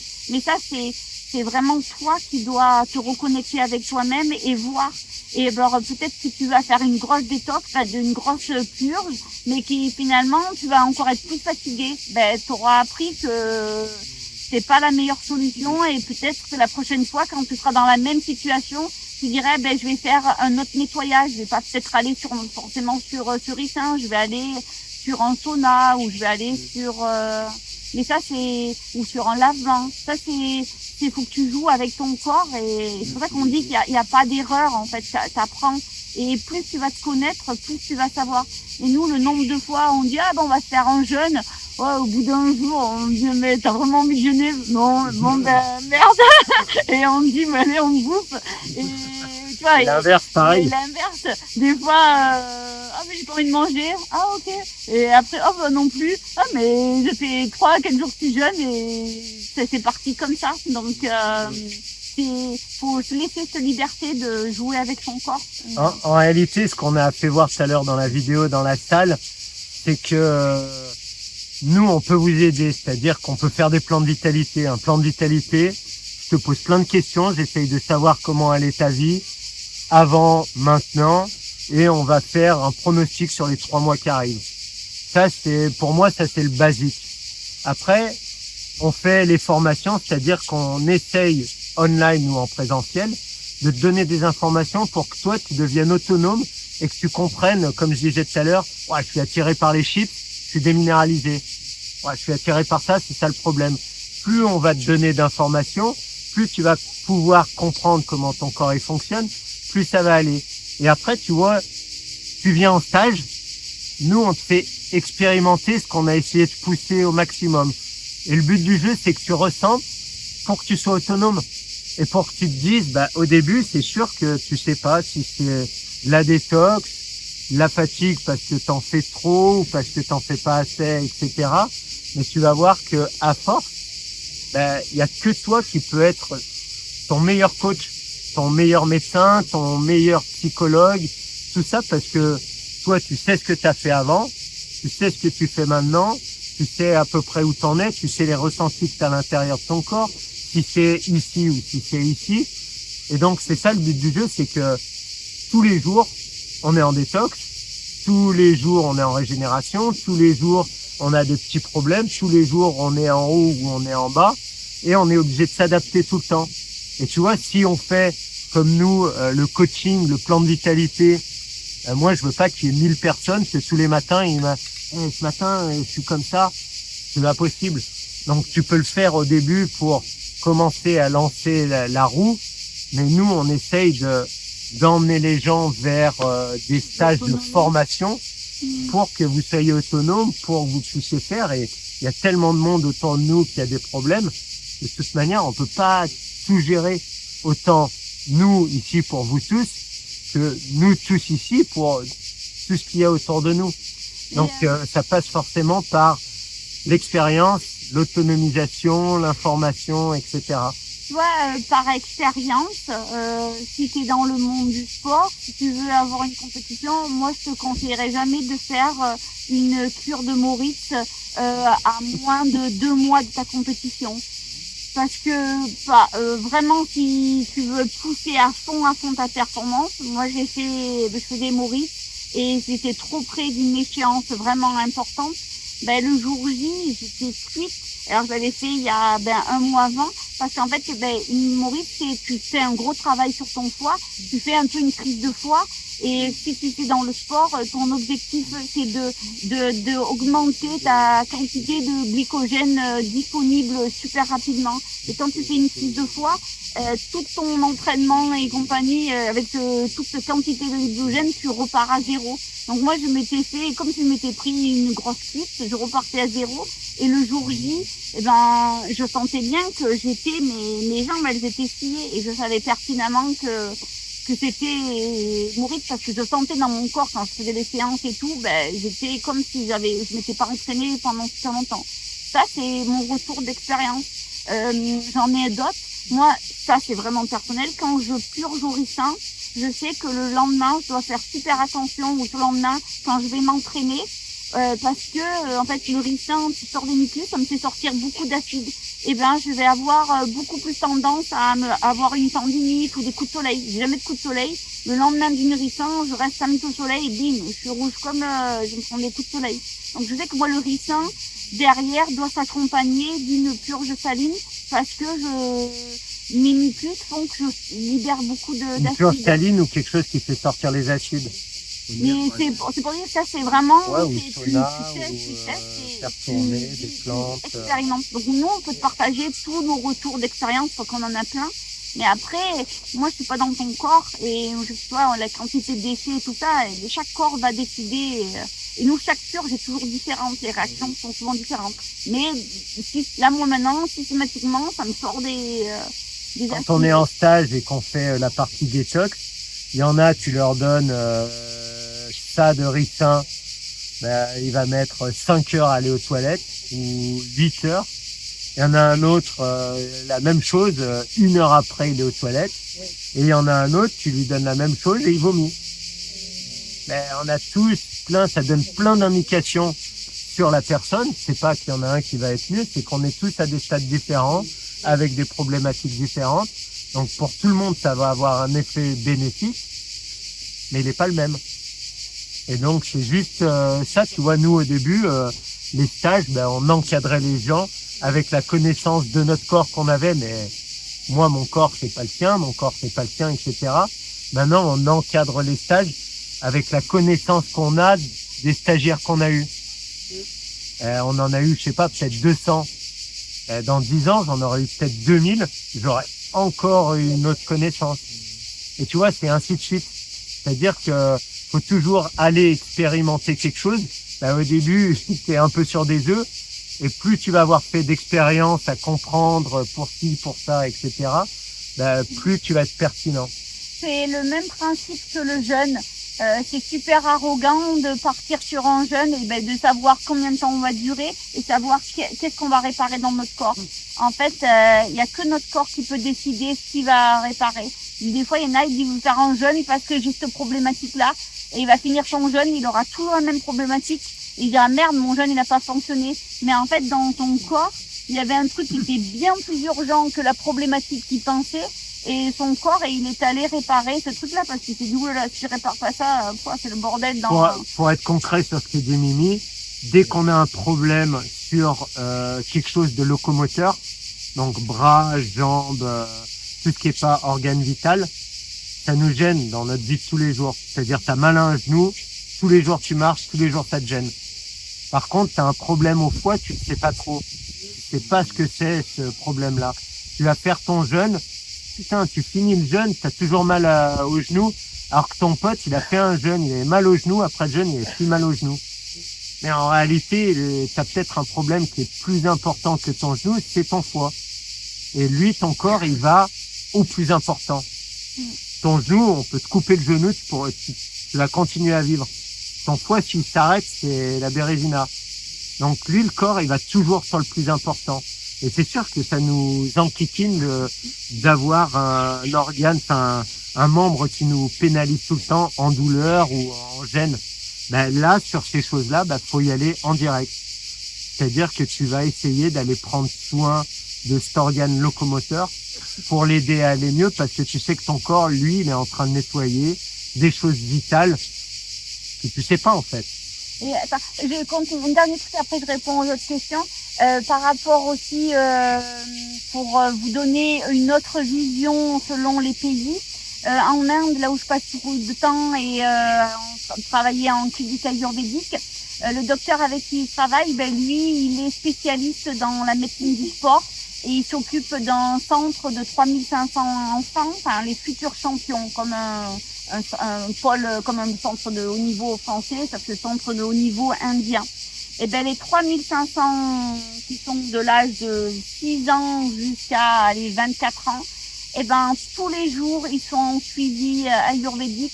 Tous les jours, ils ont un nettoyage. Ils sont, et qui pourrait imaginer qu'en France, tous les jours, l'enfant, quand il va à l'école, on va checker, dire, toi, aujourd'hui, t'as lavement, toi, t'as purge, toi, t'as ci. Et ça, c'est... des devoirs originaux. C'est des devoirs originaux. Mais c'est pour donner, tu vois, un comparatif. Comme nous, on paraît extrême. Moi, quand je suis là-bas, je suis pas du tout extrême. Hein. Je suis, normal, complètement. Il n'y a pas du tout de, elle exagère. Ici, là-bas. En Ayurveda, ils mangent cuit quand même. Mais pourquoi on passe beaucoup de temps et qu'on est avec ce médecin, parce qu'en fait, en vrai, lui, il adore qu'on mange que vivant, et pourquoi il veut que je travaille avec ces 3500 enfants. Si je peux les ramener dans les fruits, ça les arrangerait, parce que il sait très bien que c'est bien plus bénéfique. Et nous, pour ça qu'on a organisé des retraites là-bas et qu'on a amené des personnes, et on est libre de manger que des fruits. On mange ayurvédique, mais avec des fruits, parce que pour lui, c'est évident de manger des fruits. Et la première fois qu'on est allé, il a dit ok, je vous valide de manger des fruits. Et il nous dit, mais il est venu nous voir, il voulait nous convaincre. Il dit non, mais on va manger comme ça. Il dit mais pourquoi vous mangez des fruits? Et bon, on lui a dit pour l'énergie vitale. Il nous a regardé, il a fait bon, c'est bon, je vous laisse avec les fruits, parce que en Inde, l'énergie vitale, ils travaillent que là-dessus, ça fait partie de leur vie. Donc il a arrêté la discussion directement. Il a fait bon, on met des petites plantes sur les fruits, avec plaisir. Donc quand on est en Inde, on mange ayurvédique. Et on met nos petites plantes, le curcuma, le gingembre, la petite plante. Toutes les épices et les plantes qu'ils utilisent dans les plats cuisinés. On les a sur nos fruits. C'est juste un support, là-bas, c'est les fruits de support. Et... Donc, c'est ça aussi qu'on peut ramener comme information que maintenant, ça nous fait sourire que nous, on travaille, lui, c'est un des médecins plus renommés, en Inde, et j'étais sur des congrès du national sur sport Ayurveda, et j'étais là pour promouvoir l'alimentation fruitée. Donc bravo. C'est pour Bravo. Moi j'ai fait un panchakarma en Inde là, et le seul truc que j'ai trouvé complètement à côté de la plaque, c'est la cuisine, quoi. Tout le reste c'est super, comme tu dis, le massage, tout ça, c'est une grande technologie ancienne. Mais alors la bouffe, c'est à côté de la plaque. Il y a des médecins très ouverts. C'est bon, ouais. Donc on a ouvert les portes avec Jackie. Donc vous savez qu'en Inde on peut manger des fruits et faire du panchakarma. Ils veulent pas, ils résistent. C'était où la question? Vas-y.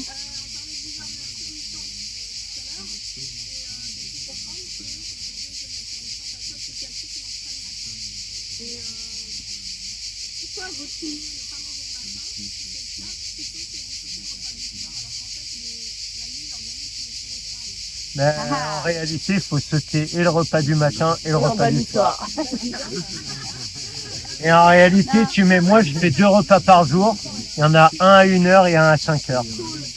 En fait, par rapport pourquoi c'est mieux. Elle va donner la raison technique. Pourquoi c'est mieux de pas manger le soir et aussi de pas manger le matin, c'est parce que on est on est des êtres circadiens, et on a tout un système au niveau de sécrétion des hormones, et les hormones au niveau digestif, elles sont à leur apothéose au zénith. Et le matin, elles font un peu dodo, et le soir, elles font dodo. Donc, c'est mieux de manger quand Le matin, en fait, c'est le moment où ton corps, il doit évacuer les déchets qu'il a créés pendant la nuit pour se régénérer. Si tu manges, 40% de ton énergie, elle va dans la digestion, voire plus. Donc, pas terrible. Le soir, si tu manges, ton corps, il va digérer, parce que s'il digère pas, c'est la zizanie dans le système digestif. Et donc, il va prendre de l'énergie que normalement, il l'utiliserait pour se régénérer pendant la nuit. Donc, c'est pour ça, le matin et le soir, c'est pas un bon moment pour manger. Par contre, en milieu de journée, c'est un super bon moment pour manger. Alors là-dessus, quand tu fais sport tôt le matin, tu manges. Tu manges.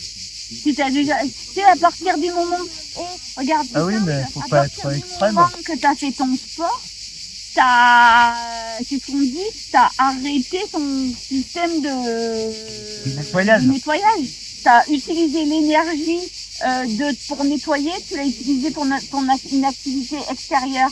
Donc tu pars. Si, au niveau hormonal, c'est carrément mieux.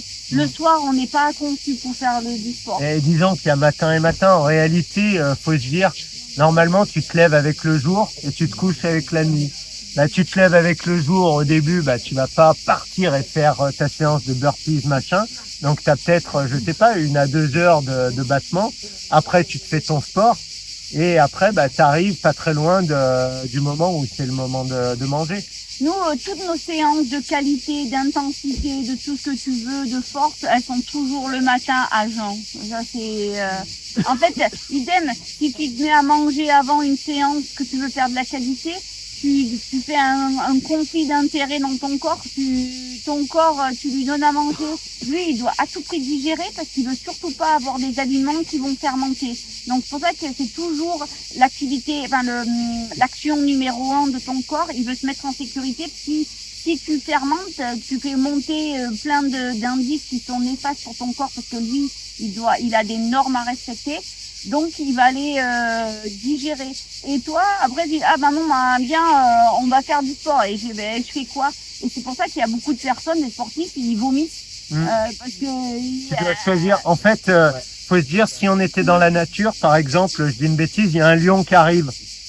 Juste avant que le lion arrive, on a super bien mangé, on a trouvé un arbre, il y avait plein de fruits, on a tous le bide, il est comme ça. Le lion, il arrive, on veut pas se faire croquer, donc on part tous en courant et il nous court après et on court. Là, il y a soit tu digères, t'as plein d'énergie pour la digestion et t'en as moins pour tes jambes, donc tu vas peut-être te faire croquer. Soit par contre, tu veux plus digérer, ton corps il veut sauver sa peau, il veut plus d'énergie pour les jambes. il fait vomir. Tu vomis, t'as plus rien à digérer et là, ça repart tout pour ton système à côté. Et les sportifs en général, dès qu'ils ont vomi, ils vont. Tu fais des grosses séances. Tout ce qu'on mangeait avant et que c'est pas digéré parce que c'est des aliments, on va dire, classiques qui sont très longs à digérer, quand tu montes dans les intensités, souvent, soit le corps, il envoie par en bas, soit le corps, il envoie par en haut. Une fois que tu as fait ça, après, il est plus léger, il y a moins de tiraillement aussi et tu peux continuer ta séance tranquille. Attends, vas-y. Attends, on finit par là et on revient par l'autre côté. Moi, tu as répondu un petit peu à ma question, c'était par rapport au pioche, mais j'ai bien compris qu'il y avait le sein, il y avait la cuir nourrie, il y avait le stylium, il y a d'autres choses.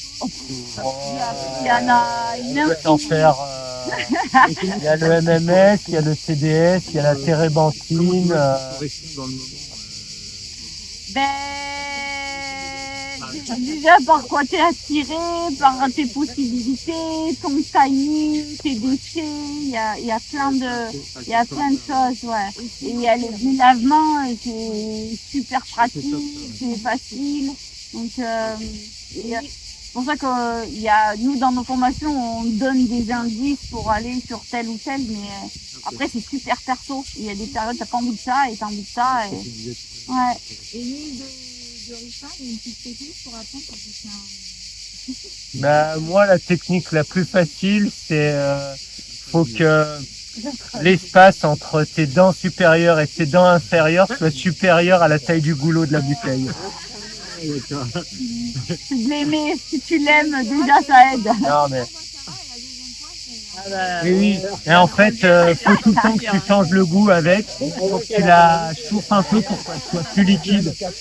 Quand tu la chauffes, elle se liquéfie, donc tu vas l'avaler plus facilement. Et puis tu changes le goût à chaque fois. Ouais, mais il faut vraiment l'aimer. Ouais, faut l'aimer. Si tu l'aimes, si tu sais ce qu'elle va te faire, elle passe tout seul. Tu vas un peu saliver. Si vous la prenez pure, non, tu peux mettre. Lui, il la prend pure. C'est vrai? Oui. Dernière purge, c'est un test, 250 millilitres. Combien? 250 millilitres, pur. Oh la vache. Ah ouais, j'ai bien la chair de poule, là. Mais en fait, toi en Inde, le ricin, ils l'utilisent pas beaucoup, ils l'utilisent un petit peu. Mais eux, ils vont l'utiliser plutôt comme laxatif. Eux, ils utilisent le ghee. Et ils disent, parce que ça fonctionne moins. Ouais, si tu mets une cuillère à soupe ou si tu mets quand ghee, il me donne le dernier jour 240-250 millilitres de ghee médicalisé. Et si je mets la même quantité de ricin, j'ai les mêmes effets. Donc c'est pour ça. Et donc la quantité, même si on dit des fois la quantité c'est pas le plus important, c'est pas le même travail. La quantité fait le poison. Alors moi, je voulais juste demander, c'est dans vos sacs qui sont parlé de ne pas manger le matin et pas le soir, est-ce que vous mettez en place ceci? Voilà. Oui. Donc si, voilà, si un jour On mange à 1h et on peut mange témoigner, on mange à 1h et à 4h, c'est ça? Ouais. Ouais. Très pour que le soir, Avant, on le faisait pas et ça nous Ça nous crevait crevait le ventre. l'estomac à chaque fois de de manger, le trop soir. tard. Donc, Et là, elle a fait le avant et le après. Ouais. Et Je préfère le jeûne intermittent. ouais, et tu préfères aussi le nouveau repas à 4 heures ou 5 Ouais, heures. Tout le monde était, parce que le soir c'était un peu plus cuisine, alors c'était sans oléagineux tout ça, mais des fois, vu qu'on est assez bavard, on se mangeait à 9 heures du soir, voilà, laisse tomber. Donc, Le lendemain, après, il y a des soirs avec Jackie. Donc, donc le repas à 5 heures c'est mieux. le soir. Non, mais c'est bien, allez-y, parce que là, c'est vraiment un extrait, ce qu'ils vous disent. Hein. Là-bas, ils parlent toute la journée. Ah merde! C'est bien, c'est un extrait, ce que vous dites là. on peut pas aller trop en profondeur. 15 jours ne peut pas être sur quelques heures, là. C'est une bonne marketeur. Elle va les payer. Notre fan. Le stage détox, il y a moins de sport, j'imagine. Ah oui, Ah le bah oui. stage de détox, on va marcher dans la nature un petit peu pour s'aérer, mais par contre, vous allez expérimenter ce que c'est la détox. Le stage détox, vous testez tout. Il y a 3 purges en 5 jours. Il y a des plantes, il y a des massages. Nous, Il y a on de la fait pas mal pyjama. de choses. Ouais, il y a, pendant une semaine, t'as des, ce que tu demandais, qu'est-ce qu'il y a, ricin, machin, ça, c'est 3, mais t'en as une quantité. Nous, on aime bien vous faire Il y a tester beaucoup de éventuellement choses. un protocole pour, avant d'arriver, pour qu'on soit à peu près propre, déjà, pour pas trop souffrir. Ah oui, c'est ça. Pas Non, forcément. on a eu des gros décarpations. Ouais, on en a, ils sont arrivés, ils savaient pas qui on était. Moi, c'est ma fille qui m'a invité, je suis chasseur. Bienvenue. Chercheur-cueilleur, il était C'est pas cueilleur. Pas qu'il y a, c'est un vrai chasseur. On en a plein qui arrivent, ils ont vu de la lumière. Et il y a beaucoup de gens qui font des cadeaux, tu vois. Ah oui, Alors, cadeau empoisonné. mais Cadeau et punition. on est très ouvert, on s'adapte. On n'est pas psychorigide. Donc, Dans le deuxième, il y a autant de purges. Dans le deuxième, mais c'est le même en fait. Il y a plus de Ah, doses. optimisation de la performance. Non, il n'y a Ah pas non, de, il y a non, pas il y a de pas de purge. optimisation. On en parle, mais là, on va vraiment faire De tu vois, l'entraînement. ça va être ciblé sur tous les paramètres de l'optimisation de la performance.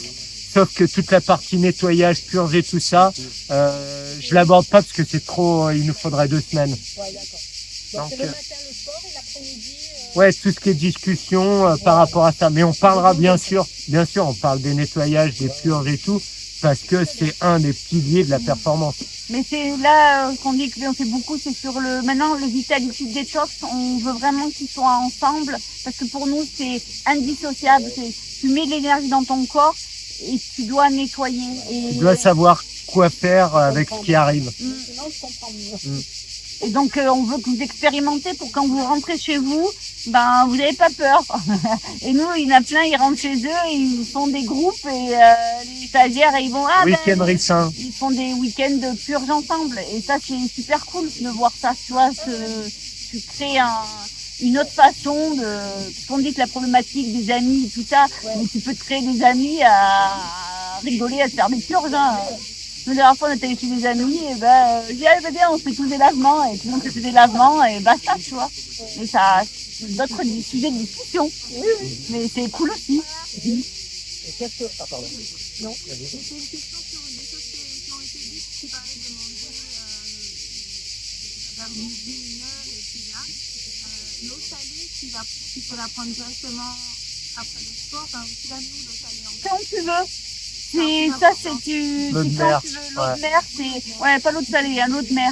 C'est pas pareil, l'eau de salée. Non, parce qu'il y en a, ils nous disent à la place de, ils nous écrivent, ils voient nos vidéos et puis ils disent oh moi je prends de l'eau salée depuis 1 mois, ça m'a rien fait, même j'ai plus de tension. Ils mettent de l'eau avec du sel. Celle de Guérande. Non, ça n'a rien à voir. Tu peux pas faire. Non, ton sel de l'Himalaya, tu t'en fais ce que tu veux, tu le brûles, Non, c'est une lampe. ça sert à rien. Nous, notre corps, il en veut pas. Et parce qu'il a pas de charge électrique. Non. C'est un vrai. J'ai fait une longue pause et j'ai l'impression que le corps, en tout cas cette eau-là, il n'en veut pas. Quoi. De l'eau de mer? Mais Bah, tu l'as peut-être buvée en que c'était. Ouais, mais peut-être que toi, il y en avait trop. Peut-être qu'il faut que tu en mettes moins. Peut-être qu'il faut que tu passes sur des jus. Peut-être qu'il faut que tu ailles plus sur des fruits. Il te dit, moi, j'ai besoin de plus de fruits et des minéraux, j'en ai assez. Donc, c'est pour ça, s'il stoppe sur du salé, ben, c'est très certainement qu'il veut que tu ailles sur du sucré. Il veut que tu ailles sur de l'énergie. Il te dit, ton corps, il a pas assez d'énergie, va là-dessus. Ici, j'ai une question pour tout ce qui est maladie de Crohn et tout ça. Les gens, en fait, les sucres, ça leur arrache un peu la paroi intestinale. Donc, si vous avez déjà eu... Ouais. Parce qu'en fait, dans ma famille, quelqu'un de proche, comme ça, qui ça, enfin, les jus, En fait, il faut aller déjà aussi, tu vas réparer ta paroi intestinale et tu peux, par l'argile, ça se répare, par des jus de patates, par des jus d'aloe vera. Donc, tu as des techniques pour déjà, il faut aller un pansement, si tu as un pansement, et après, tu le répares et après, il va y aller avec plaisir. Mais c'est... Tu sais, nous, on a eu dans nos sages des 84 ans. Hein. Et ils ont changé du jour au lendemain. Ils sont arrivés... 84 ans, il est arrivé avec une tumeur de la peau sur le crâne. Il devait se faire opérer, il a repoussé, il est venu en stage. Et en fait, ça commençait à guérir pendant le stage. Et son médecin, il a dit, ah, qu'est-ce que t'as fait et tout ça. Rien, j'ai bu de l'eau de mer, j'ai mangé des fruits, j'ai fait un peu de sport, j'ai respiré. Il n'avait pas dit qu'il y avait cette problématique, il avait toujours son chapeau. Au bout du 3e jour, il a fait, il faut que je vous parle tous les deux. On dit, merde, qu'est-ce qu'on a fait? Réunion dans mon bureau. Il nous a expliqué, il nous montre, ici c'est en train de se cicatriser, quoi, elle est en train de cicatriser et... Il dit, ça m'est jamais arrivé depuis... Il a fait, ok, qu'est-ce que je dois faire maintenant? Reste au stage. Et ouais, puis on fait soit les plans de vitalité, soit on fait même du question-réponse, c'est-à-dire que les gens ils font leurs questions et pendant une demi-heure ou 1 heure, on répond aux questions qu'ils ont. Oui, bien sûr. Ouais. Avec plaisir. Mais ouais, faut vraiment passer sur de la régénération et souvent sur ces choses-là, le jeûne c'est hyper important. C'est-à-dire arrêter de stimuler. Donc déjà essayer juste de mettre un peu de jeûne intermittent ou essayer de raccourcir ou essayer de mettre un jour de jeûne. Ça dépend des personnes. Tu vois, ça va vraiment être hyper personnalisé.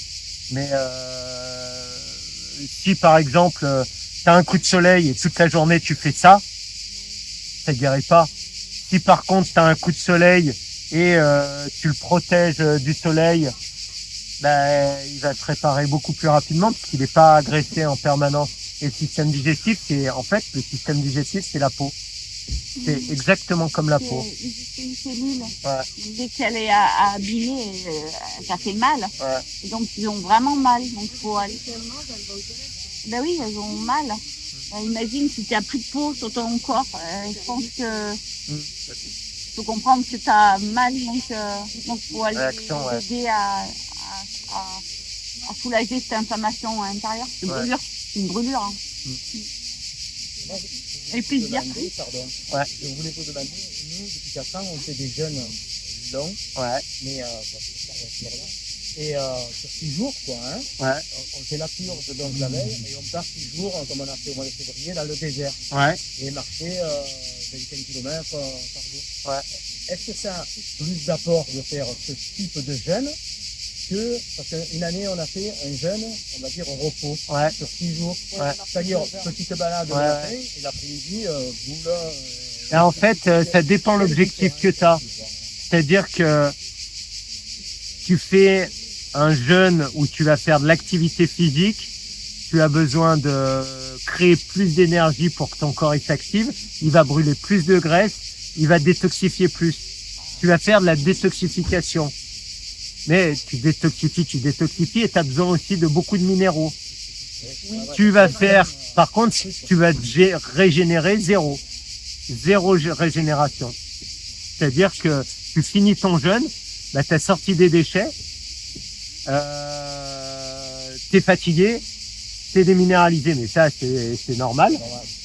t'as pas fait de régénération. Tu fais un jeûne au repos, bah, tu vas peut-être moins détoxifier parce que tu mets moins ton corps en action, etc.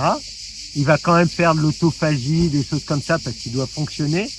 Par contre, il va beaucoup plus se régénérer parce que l'énergie va l'utiliser pour ça. Si tu utilises ton énergie pour marcher toute la journée, ben, il va pas utiliser ça pour la régénération, c'est pas possible. Donc c'est un choix quand Ouais. tu fais ton jeûne. Les jeûnes et treks, ils ont un intérêt. Mais si tu veux aller faire de la régénération, pour nous, il faut un jeûne au repos. Parce que sinon, toute ton énergie, elle va toujours dehors. Et après un jeûne, ouais, vas-y. Quand on a fait le GR20, on a fait 9 jours en jeûnant, tout ça, on n'était pas du tout dans de la régénération. On était dans de l'expérience, on a sorti des déchets, tout ça, mais on n'allait rien réparer. Vous avez dit tout à l'heure Et tu vois, par exemple, à la conférence où quand on fait beaucoup d'efforts et qu'on jeûne, Ouais. on n'est pas dans la régénération. ouais. Et tu vois, par exemple, nous, le jeûne du GR20, l'objectif, c'est un test sur notre corps, c'est savoir comment il va fonctionner et tout.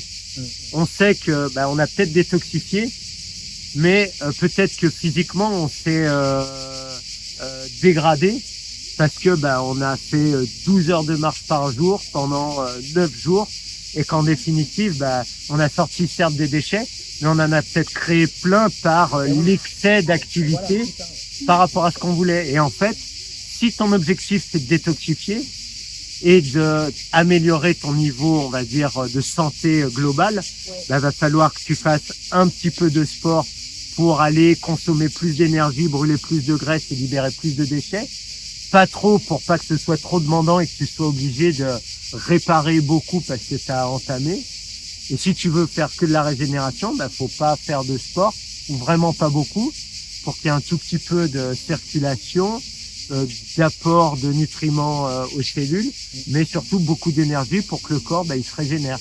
Donc c'est toujours, si tu sais ce que tu veux faire, tu utilises les bons outils et tu vas être content du résultat.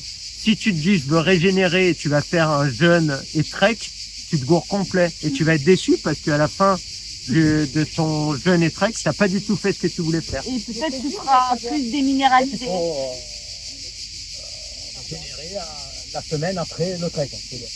Là, c'est après, Ouais, il y a un moment où et t'en as besoin. alors que les on est- Mais si c'est toi qui dois décider ce que tu veux faire avec ton corps. C'est peut-être pas facile pour toi, mais, Oui, mais regarde, moi, je veux faire des aventures. Ben, il y a 2 fois dans l'année, je pars avec mon frère ou je pars avec Mimi et je fais du vélo pendant 3 semaines. On traverse un pays. Ouais. Je suis super content. Je veux créer des formations. Je crée des formations. Je veux me nettoyer. Je fais des nettoyages à peu près tous les jours.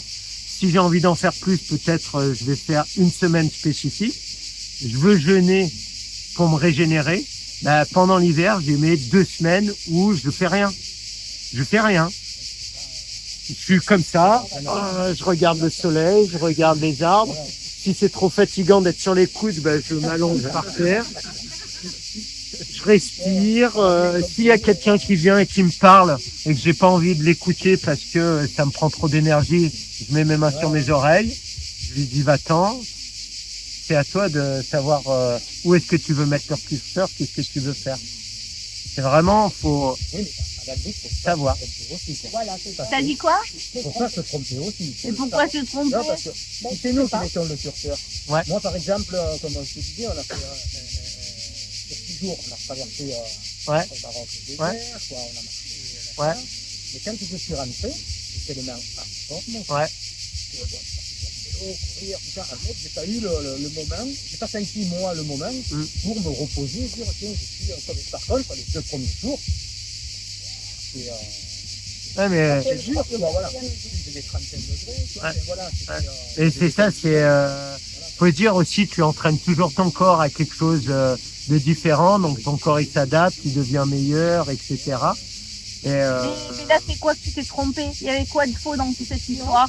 Non, rien de Eh faux. ben alors? Non, mais à la limite, pour régénérer mon corps, il aurait fallu que, une fois qu'on rentre de ce trek du désert où on a quand même pas mal souffert, quoi, il aurait fallu que je prenne une temps de repos. Ah ben oui. Chose que je n'ai Ben, pas fait. c'est ça c'est ce qu'on disait tout à l'heure. Si tu regardes un animal, eh ben, il fait des choses et après il se repose.